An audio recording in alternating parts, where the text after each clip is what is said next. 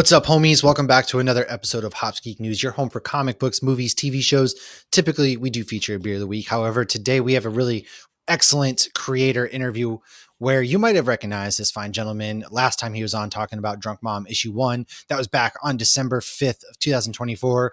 Our friend CL Zeno is back to talk about a couple comics. So if you like comic books, we got a variety for you because we're going to talk Enchanted Circus, Drunk Mom 2, and Phantasmagoria coming out. So make sure you go to the links right here in this show. Check out the Kickstarter campaigns. Check out where you can find him coming up. We're going to talk about all sorts of good stuff. So make sure you like, subscribe, share, follow anywhere that you can find Hops Geek News on any podcasting or social media platform. More often, you'll find me on Threads. And if I disappear on Threads, it means I got suspended again for some reason. So who knows? But yeah, we are back, man. Welcome back. Fill us in. What's been new since the last time we saw you? It feels like it wasn't that long ago, but it feels like a lifetime has passed since November of last year. God, seriously. 6, 7, 8, almost 8 months of the year, and it feels as though we've lived many years in this short period of time. Yeah, it's one of those years where decades happen and things like that. But I mean, we also have Andor season 2. Captain America 4, Thunderbolts, New Avengers. We've been living Ironheart amazingly in the nerd, like everything that's dropping this year. I feel is one of those. Hey, I'm sorry that real life sucks right now. Marvel Rivals has come out since then. Like guys. Oh, that's right. That came out. It's kind of wild. And then you've also got like 3 comics you're working on too. But Lauren, what were you? You're about to say something. I'm sorry. I'm also looking forward to. We have so much coming up too. Like it's not slowing down either. We got like Gen V and Eyes of Wakanda. And we have Wonder Man, and then I'm excited for The Boys next year. And then they're also doing Punisher and Daredevil, Supergirl, Clayface. Daredevil has come out, and we didn't even mention it. Like that's oh my god! And that was one of my favorites. Yeah, I did forget that was even this year for some reason. I'm like, wait, that was last October or something. But no, it is. This we year. Did that week to week, man. We were like all about it. But I mean, so that's what I'm saying. We've had so much, and then somehow you found time to work on not 1 but 3 comics that we're going to talk about today. So let's start with Enchanted Circus because that has just funded. This is issue 1, and it's a thrilling adventure fantasy series where myth and magic collide in a steampunk clash of circus performers and pirates. Oh man, you got to take us into this because I already know that this is up Lauren's alley. And I just looking at the art, the steampunk style and the Kickstarter, take us into this. How did you come up with this idea and take us down this path? All right. So to say that I come up with the idea is just an abject lie. So let's talk about how we got here. Off the show. No. So I went to Virginia Comic-Con, and I live right by the Richmond Raceway.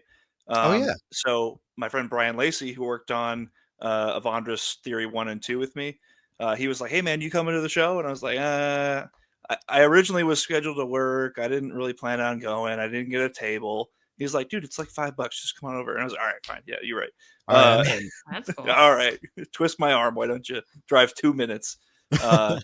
And so Jason Keith was there. Obviously, any longtime Marvel reader knows that he's a color artist that's worked with Marvel for 15 years. So he's Jason Keith of Red Hulk fame. Yeah. So first person to color the Hulk red. So I was like, yeah, I'll bring some of my comics. I'll meet Jason. That'd be super cool. It's for me, it's just like meeting any celebrity. It's Neil Adams. It's Chris Claremont. It's, your favorite writer or artist. And so I go, I talk to, everybody. I talk to Brian, talk to all the booths and stuff. And then I was like, all right, let me get my signatures and I'll head out. And then Jason's super cool, personable guy. And he's like, oh, I actually run the Cosplay World Convention in Richmond. And I was like, oh, awesome. That's so cool. I know so many people that do cosplay, really kind of in touch with a lot of the community down at Hampton Roads in Richmond for cosplay. So that's awesome. I'll definitely put it on my list of, cons I want to go to. And he's like, oh, I've had these, mascots for the show for like 3 years now. I really wanted to work on a comic. I have all these notes. I just don't know how to write a script. And I was like, dude, I'm glad we sat here I guess oh no, look at I'm something of a comic writer myself. A writer. Oh no. Yeah. So I was like, yeah, I'll if you send me your notes and stuff, I'll write a script gladly just to get your idea off the ground. Writing's super fun for me and not a chore at all. And so and that was November. It was like right after we met on the first episode, and then since then I've met Jason Keith, and then he emailed me all his notes, and then over Christmas break I was writing and reading, and then by February we launched the Kickstarter. Like it happened so fast. That's one of those just happened turnaround. by chance, because you almost wouldn't be there. You were Right. I'm not going to go, and then next Stars $5 aligned. gets you almost like a dream gig in some regards. With Yeah, this, and like it became so much more interesting and so much more than like, oh my gosh, I get to work with a professional. It became one, Jason's a cool guy and I liked meeting him, like talking with him. He has great ideas. He's since gone independent, right? So he's no longer working for Marvel right now. He's really focused on the Cosplay World convention. So this is part of his brand. This is his characters that he has, and I can definitely identify with that, with Drunk Mom, Goop, Avandra's theory. Like that's my world and my language that I'm speaking to. And so the more that we talked, it seemed like, okay, well, he's looking for somebody to curate, his babies, and like babysit them for a little bit and play with them. And I'm like, okay, I have to actually like write out, a 3-issue arc and like figure out how many pages we're going to do and like come up with a business plan. And like just the more it went back and forth, it just happened. And the story is about, to get into the story for those that don't really care about the behind the scenes. It takes place in Richmond, Virginia, 1899. And it's a mythical, like, magic and science combined. So it's steampunk, but I wouldn't say it's steampunk in like genre. It's more steampunk in like setting. And so the world around them is steampunk, but the story is about a carnival, like a ringleader, right? And he has the show. And if you know your history, I mean, 1900 was not a very good time. There was like really progressive politics that came about because of really hard economic times. Yeah. Basically, everybody was getting exploited by corporations and stuff.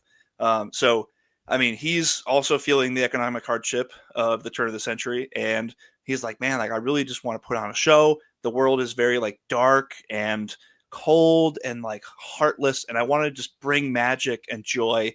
And like, if I can just make like one good show, it's heavily inspired by like those kind of magical themes of, The Greatest Showman, Wizard of Oz, Willy Wonka, like all those heroes that like they're kind of desperate to bring that magic into the world, and like they take a bit of themselves and pour it into their work. And like that's really what I was feeling at the time between me and Jason, was like, man, like the world is so crazy right now. We just want people to have a good time, and hopefully we can distract them for a little bit with a comic book that means so much, because the mascots are from the convention. We feature it in Richmond, so I actually have a preview of it right here. But if anybody's in Virginia, we have a couple like kind of Easter eggs almost. So here's the old City Hall building. Oh yeah, in Richmond. Really cool. Yeah. And then I think one of them's colored. This is like a limited preview we did, so it's about half colored. Here's one that's colored. Here's the triple crossing at the Main Street Station in Shockoe Bottom. Very iconic if you've been to Richmond. And so it's like, it's not a huge part of the story, but like people that, go to Cosplay World will like, probably either have been to the area or live in the area and are like, oh my gosh, that's Shockoe Bottom. I know where that is. and pick up on it. And it's just, again, it's in the background. It's like every city, every like East Coast major city like has a superhero, and it's like, does Richmond have anything? Richmond's just kind of there. You're right. I mean, right. And we got whoever built the new amphitheater fence, so that way you can sit across the street and watch free concerts, but that's about it. I was gonna say, we have Florida Man, if that makes you feel better. Right. So yeah, it just became a love letter to Richmond and to comics and to all of our influences. I think we really proudly wear them on our sleeve, and it's very corny and very heartfelt and cheesy. And it just represents all that magic that we love growing up reading comics. And we're just trying to, be, today's ambassadors of that, to hopefully inspire the next generation. Because, everybody that goes to Cosplay World Con is going to, have a good experience. And like Jason's been at Comic Cons for 15 years, and now it's his turn to kind of like, curate that experience for everybody. Yeah. It's not just him at a table, it's him in a different role. And so like that's kind of what the story is. And I really wanted to inspire everybody with the comic to be creative, to make your cosplay. Like that's the thesis, right? And it was so fun to work on, and it was definitely so much needed when I was writing it. So yeah, that's awesome. And so this one has already been funded and you're working on it, like getting the copies out, and so people can still go and buy this right now, right? right, I do believe late pledges are still up for the Enchanted Circus of Wonder #1 on Kickstarter. And if I'm wrong, issue #2, we're trying to get the ball rolling on that. We have pencils done. We're working on inks and then colors and putting on Kickstarter and everything. So we're really trying to get all 3 issues done this year, which is pretty ambitious, but I think we can do it. Now that I think planning of Cosplay World Con was really taking up a lot of our time. So when is that one? Because I've not heard of that con at so all. I've been here. I've we only been had here for a couple of years. So Yeah, we had one in July. So my last cons I did were Cosplay World and then Anime Richmond back to back. So oh that yeah, was yeah. last month. And then Cosplay World has like an October event. I think it's Halloween themed. Oh, It's kind of around that time. So Maybe it's yeah, the weekend in New York and you can go to that instead. oh God. there you Hey, go. Yeah. yeah, oh gosh, oh Hey, no. we're not going to New York City Comic Con. We're going I thought you to said we were going to New Cosplay York. World Richmond. What? There We you go. are in New York. What do you mean? She goes, where are all the tall buildings? What, you don't like history? You don't like Shaco? This is. As But fun that as would be the fun. gigantic cons are, the little ones can Yeah. sometimes be so much more fun because they're so much more It's like personal. a local show, and, you know? yeah. Yeah, it feels like a community, like Yeah. when I was at Cosplay World, it felt like the cosplay community in Richmond was out in full force. It felt like everybody knew each other, and you can't get a kind of experience like that really at San Diego Comic Con, at New York City Comic Con. It's just No, a 'cause different there's experience. so many Right. people, so many lines, but I would say like Richmond has a really thriving, kind of that geek culture. It's there. It's lying there. You may not see it in your face all the time, but when these conventions or these opportunities arise, I have seen Richmond show out. And that's Yeah, one of the really cool things about this city is that a lot of people may not think of when they think of Richmond, Virginia.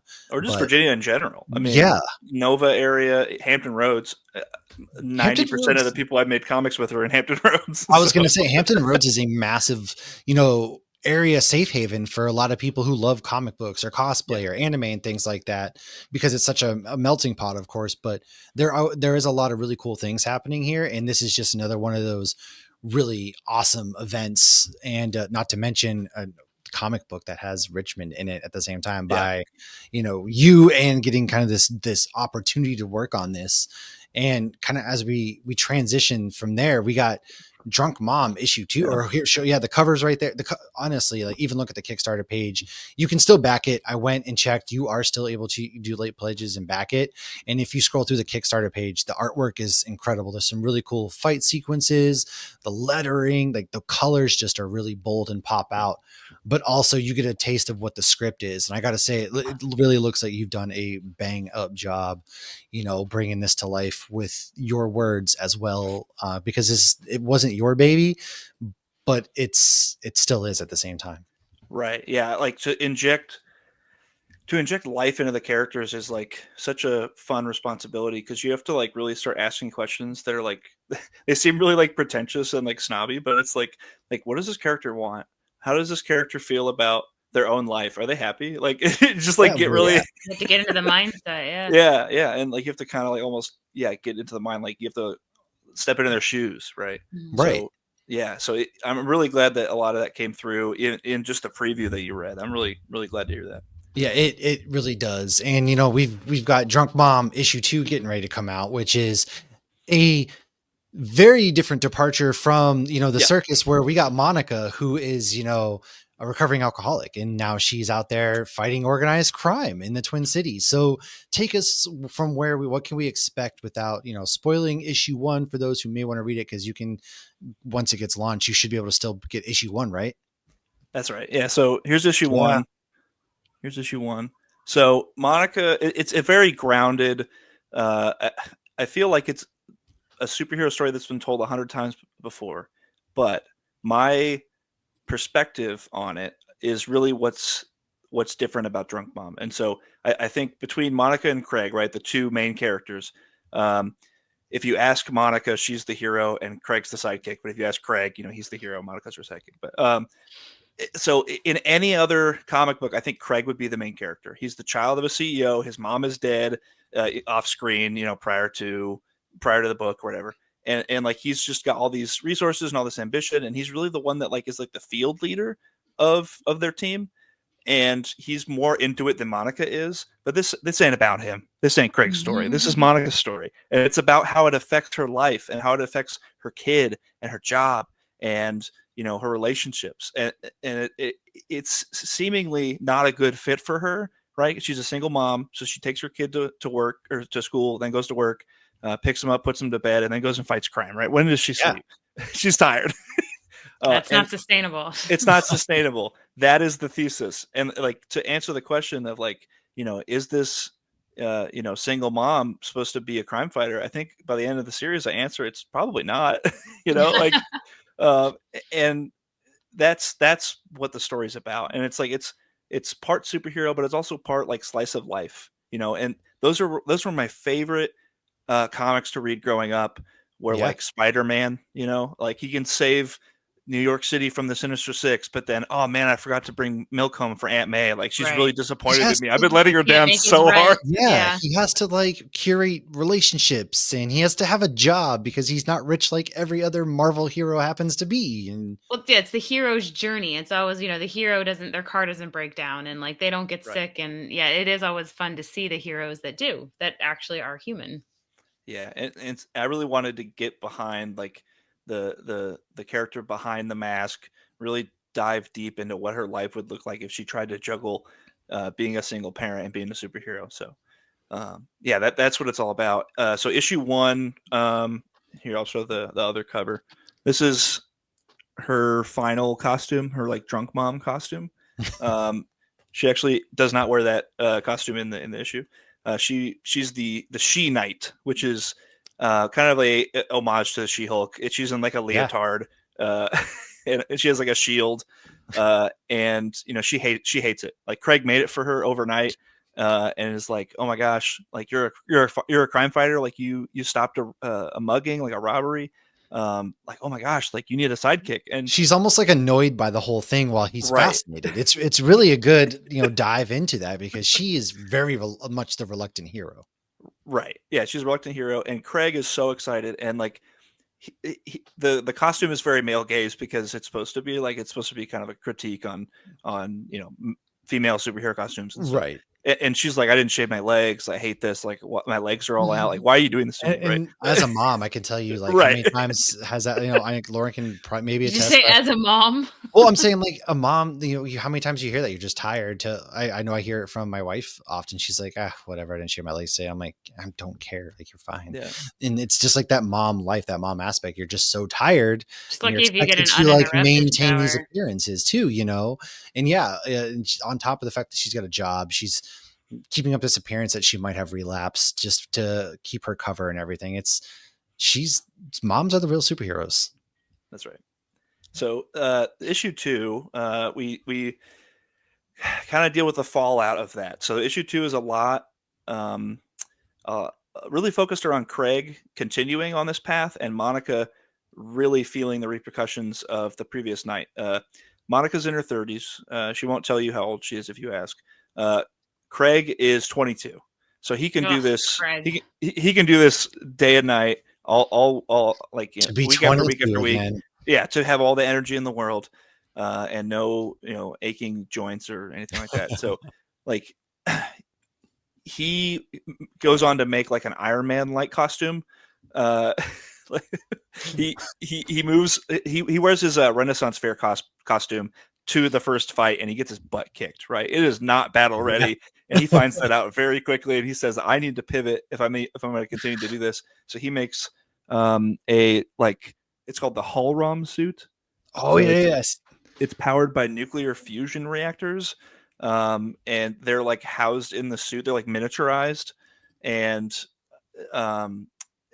Monica is just tired the next day. She's like slamming coffee. The cover of the comic has like a parody of like the Starbucks coffee logo, and it says "Drunk Mom Coffee," and she's there just like, oh my god, like double. I do love that logo. The way her arms like it's in the same vein as a Starbucks, but she's sitting there in the domino mask, but even behind the domino mask, it's pure exhaustion on her face that you can just see it. Yeah. And so a lot of the comic is her drinking coffee and being tired and having to go back to work. And it's a comedy, right? And so when she confronts Craig, she's like, "Look, we need to have a talk." Like, she's not committed to this at all. And he's like, "No, I'm serious. Like, you gotta come check it out. You know, I have an HQ now. I bought this like old warehouse. You got to come back and check it out. Like, we have a home base. We have a computer with like multiple screens where we can like monitor crime in the city, and we've got like these little glass cases for our costumes, so we can." He made a Batcave. Like, he's a 22-year-old kid who's a nerd who loves anime and comic book movies, and he made a Batcave. He's living his dream. Right. And so Monica is like, "You need to stop. This is not happening. This is not a thing." So yeah, it's very funny. And so we've got 3 covers for this one. I started a series of variants. So by the end, if you've read Avandra's Theory #1, they cross over with Drunk Mom actually in my story there. And they have a whole team of heroes called the Vigilante Team. And by the end of the series, there's 10 heroes on that team. And so I'm doing a series of variant covers to feature each one of the heroes. And they're going to have the concept art that I use with some of the artists I'm working with. It's like, all right, here's the character, here's everything about the costume that I would like, to look a certain way and things. And what if I took those pencils, those inks, those colors, and kind of featured them on a cover? I've seen Marvel do that tons of times using the character design. I've offered like concept art in the past for previous Kickstarters, and I felt this was kind of a way to polish that, concept art presentation, right? It's presented as a variant cover. If you're really interested in concept art like I am, just seeing it on a cover is a really great way to feature it. And so this one features Craig. He's the hero of this issue that we chose to feature it on the cover. And it's actually not his whole rum suit. It's his spectacle suit that we saw in Avandra's Theory #1. So yeah, he by that time he chooses to kind of go public as like, "Ooh, this is my persona. I'm not wearing a mask." By issue, I think it's 9. And so his costume is just a red T-shirt that he wears every day, and his glasses house all of the technology. And so cool. He has like go gadget jetpack, blasters, like all that stuff, just in the glasses. And so he goes by the Spectacle. So I love that. And now, so this is getting ready to launch on Sunday. And how long? Like, I know a lot of it you can get issue 1, issue 2 on there, so I'm pretty pumped. It seems like the Kickstarter has, there's already a good following on there, as the Kickstarter page earlier was 48 people, which is pretty solid, getting ready for Sunday. And man, I don't know how you do it, because you also have yet another comic coming out, in August. So why don't you tell us a little bit about Phantasmagoria? Okay. So shifting gears again. We're going from the superheroes to some horror aspects now. It's pretty exciting. I wear a lot of hats. Writing is, I think, my most serious discipline. But I do the pencils and the color art on top of the script for Drunk Mom. I'm working with inkers now to really kind of help me get 3 comics a year done. And not have to do it all myself. And then bringing Micah Myers, who's down at Hampton Roads. He's worked on a lot of previous comics with me. I'm bringing him on for Drunk Mom as well. So Phantasmagoria is a horror anthology I was a part of. And my friend George reached out to me and was like, "Hey, man, I'm working on a horror anthology. Do you have a story in you?" And I was like, "I don't know, man. Like, superhero and like sci-fi are kind of my niche, that's kind of where I'm most comfortable. I have a lot of experience with horror because of my uncle and my sister. They really kind of like, took me to all of the, scary mazes at Universal and like pushed me through. And I was like terrified, and like drugged me to all the movies and like forced me to watch all these slashers and stuff. And it's just not really my jam growing up. And so I feel like I still have a good like horror vocabulary, like a good wealth of reference to draw from, and I kind of understand it. enough to like try my stab at writing it. And so I was like, all right, man, like right, exactly. I think I have a story in me. I'm gonna do a vampire story. I've been studying a lot of vampire stuff for D&D, a dungeon master, so I write a lot of the sessions. Nice. And so I was like, dude, we just did a vampire thing. I think I got a vampire story in me. And he's like, oh, dude, cool. Well, now we'll have 2 vampire stories. And I was like, man, like I don't want to just be another vampire story. I want it to be different and stand out. And so I chose to kind of lean into that D&D aspect. And so it's a kind of a fantasy horror. And it focuses on my sister's character from our D&D sessions, who is Goop the Frog. Oh, this would terrify my daughter. The one thing she's scared of is frogs. Which is crazy because your daughter seeks out this stuff. But she had a frog jump in her hair one time and get stuck, and it just scarred her for life. Right, so here's old Goop. Here's actually the whole D&D party. Amazing. So he's I love it. It's like orange with the blue vampire's face. If you see if you play D&D, he's a grung. They're like little frog people, which I don't know if it's trademarked or not. So I just decided to call him Frog Person instead of grung.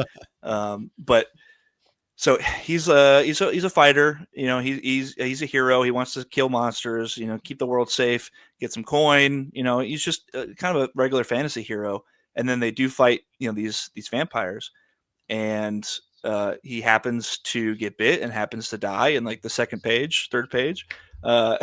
And so they bury him, and he comes back to life because he's a vampire. Yeah. And he's like, hey man, what I missed? And they're like, dude, like we thought you died. and so like I think the setup is kind of more comedy, but like as he's discovering his limitations, he can't drink potions, right? They hurt him. He's a frog, so he has to bathe in water. That also burns him, right? He can't be in water. Oh yeah. And so like he can't moisten his skin every day, and so he ends up having to dry out really bathe in blood. He deals with the bloodlust of having to feed and stuff, and he's trying to resist it. He's a hero. That's gross and bad and nasty. He doesn't want to do it. And so like there's this whole arc where the king of the kingdom that they're in has banished the frog people from their land, and he claims that like the frog people are responsible for poisoning the water supply, and he like really kind of drives a wedge between some of the people in the kingdom and like kicks them out. And so there's this voice in his head that is like, you're disgusting, you're a monster, you need to feed because you're an animalistic savage, right? Like it's like nature. You're a barbarian, and he is trying to be better than his animal instincts, and so like that hero's journey mixed with like the body horror of like the vampirism was really what the first issue is all about. The second one's I think more of a psychological horror. It's more of a classical monster story, whereas this one was like I think a flawed hero or like an anti-hero. The next one is more of just a monster story. Like he's tried to harm himself, right? I think a lot of monster characters are really sympathetic in that they'd never asked for this, right? The Hulk has in MCU tried to commit suicide. So like there's a lot of like heavy themes surrounding it. And he's just like, how can I continue to live? Like I can't live, I can't die. Like what do I do, right? And it's very like existential. And he has this moment where he finds a bunch of the other frog people.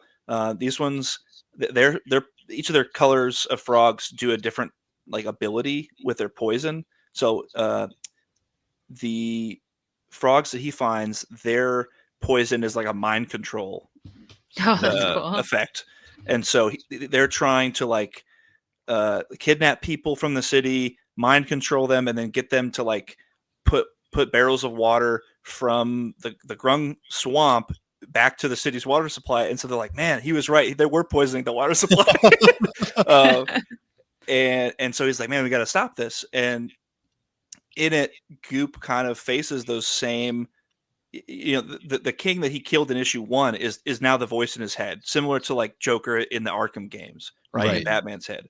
And he's just his harshest critic. He's his inner saboteur, right? And he is again fighting with this "you're better than this" monster thing, and it really reaches a point to where Goop can no longer hold on to his humanity in issue 2, and we do see him become a monster, unfortunately. And like you're rooting for him so hard to like not give in and to be better than it, but at the end of the day, he's a vampire, and despite his strongest attempt at having his will fight this, he can't fight it any longer, and so he becomes this vampire, and it breaks him. There's a scene in issue 2 that really is the whole reason for writing it, and he looks in the water after he's killed some people, and there's blood on his hands, and you see his reflection in the water, and he's like crying, and like that's the reality that is this character. And that's one of those to where you want to talk about a character I poured my heart into. That's this character. I did not really expect to see myself in this character that my sister created, but man, there's a lot to unpack emotionally when writing some of this stuff.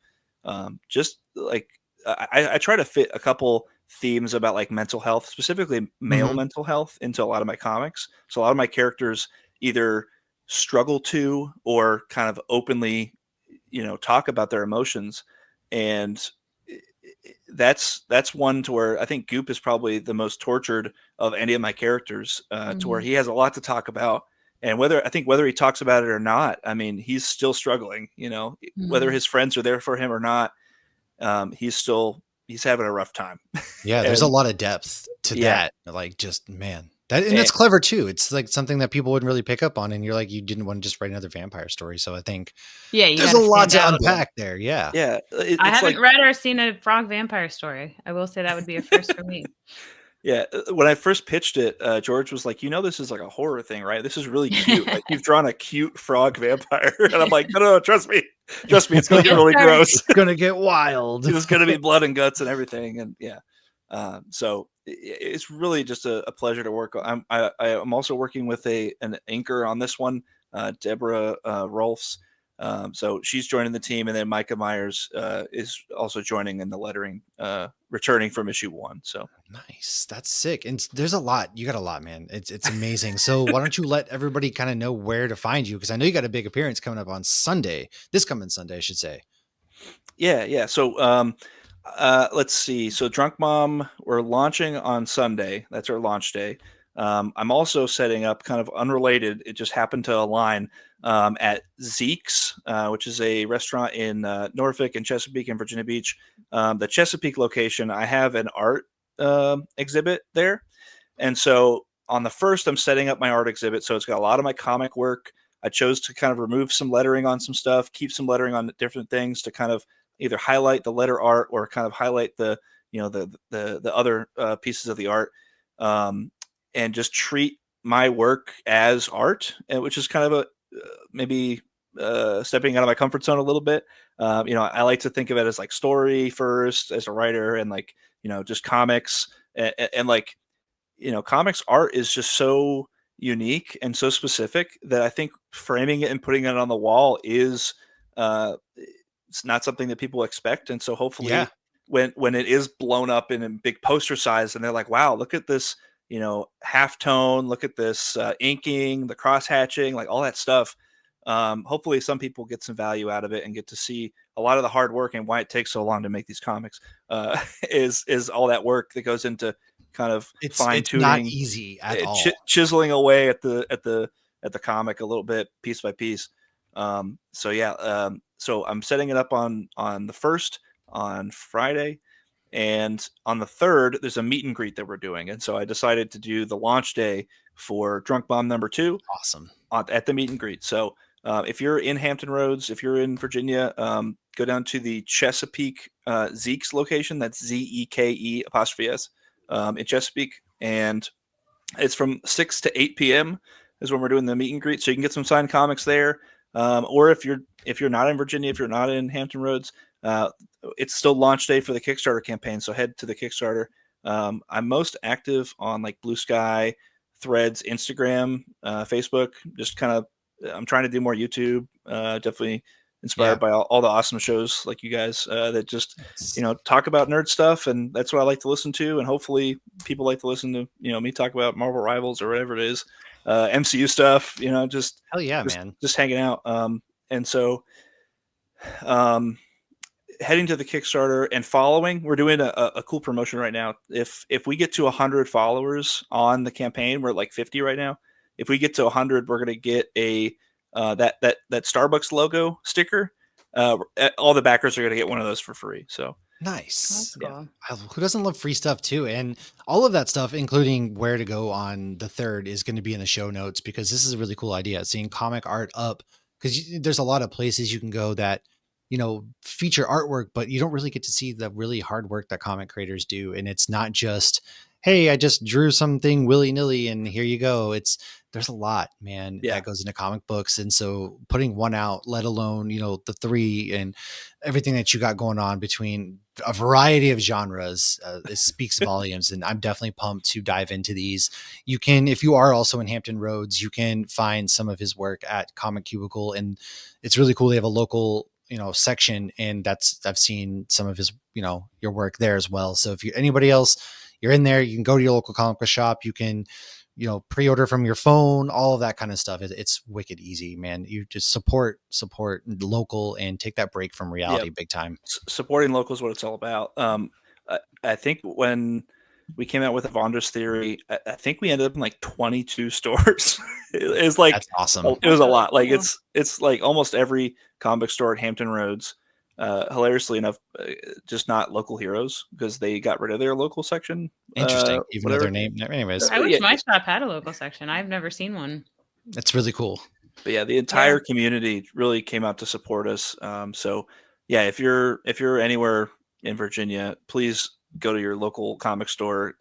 Hopefully they have a local section, and really just around the country. Like we have a retailer tier on the Drunk Mom 2 Kickstarter. So distribution for this kind of stuff. I mean, we don't have Diamond, we don't have Penguin Books. So a lot of it is word of mouth. A lot of it is community building.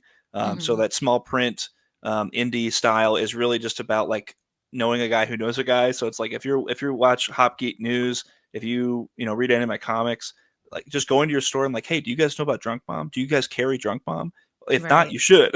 And and so the tier on there for people that either are interested or run a comic shop or whatever, it's the cover price is $12 for the issue, and we do 6 issues for $30.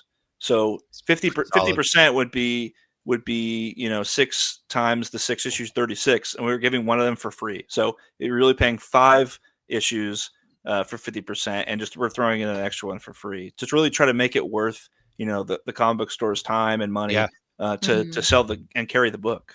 Like giving back to the stores is really the only thing I can do in my position. So supporting Atlantis, supporting Zeno, supporting Bella Books, Comics and Toys, Comic Cubicle, Stories, all the stores that embraced me and my comics and the community, quite frankly, with open arms, and make it a safe place for nerds to just kind of let their freak flag fly. I mean, that goes a long way with just a single person like leaving a huge impact to them. So I'm just forever grateful for everybody who puts on Comic Cons, runs comic book shops, has a podcast, like any of it. Like it's all part of it. It's all important, and it's all there's so much like cross pollination and like cross platforming that cross promotion that's so important for everything that we all do. So.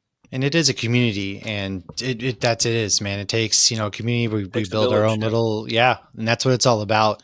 So really, thank you for coming on and, sharing these with us. And I can't wait to get my hands on it. I know we're long overdue, getting to meet up in person. So we'll figure that out. Totally.